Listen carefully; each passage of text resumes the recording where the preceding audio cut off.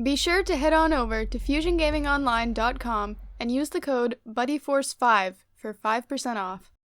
Hey buddies, it's Dylan. Welcome to today's episode. As you guys can tell from the title, we are going to be doing another YouTubers Exposed video where we test out the deck profiles that YouTubers show you guys to see whether they are actually as good as they say they are. And as you can tell by my screen, we are going to be doing the Cali Effect. A lot of you guys probably know who Cali Effect is. He's a super upbeat guy. You know, the too strong thing? Yeah, that was embarrassing.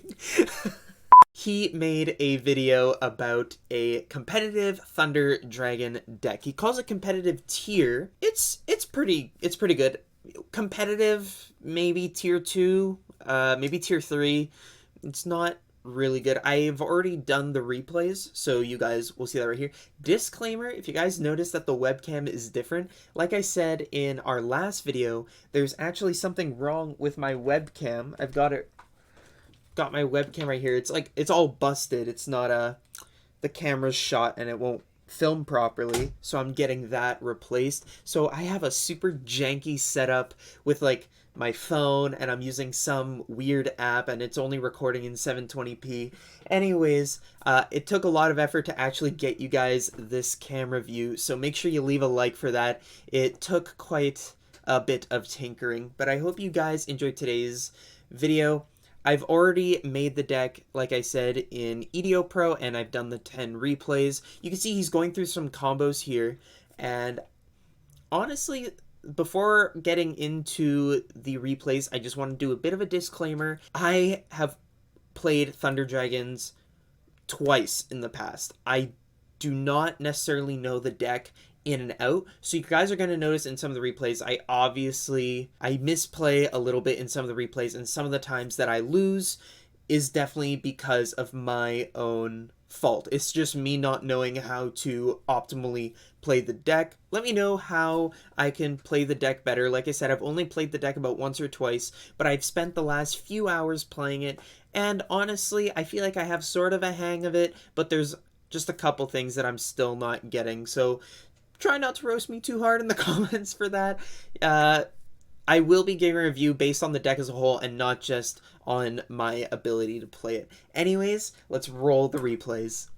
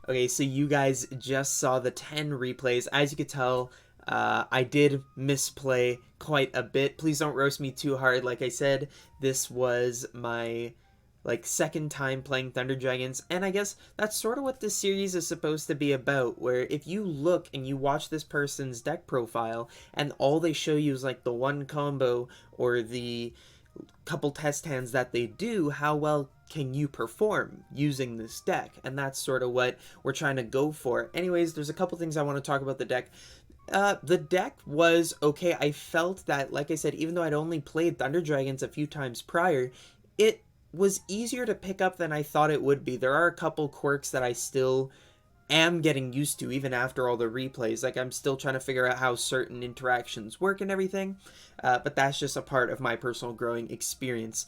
There were a couple like chaos cards that I thought should be in here but were not. Stuff like Levineer or BLS Link could make an appearance. I'm not sure, but I'm not sure how it would actually play out, but I'd want to try those cards in here.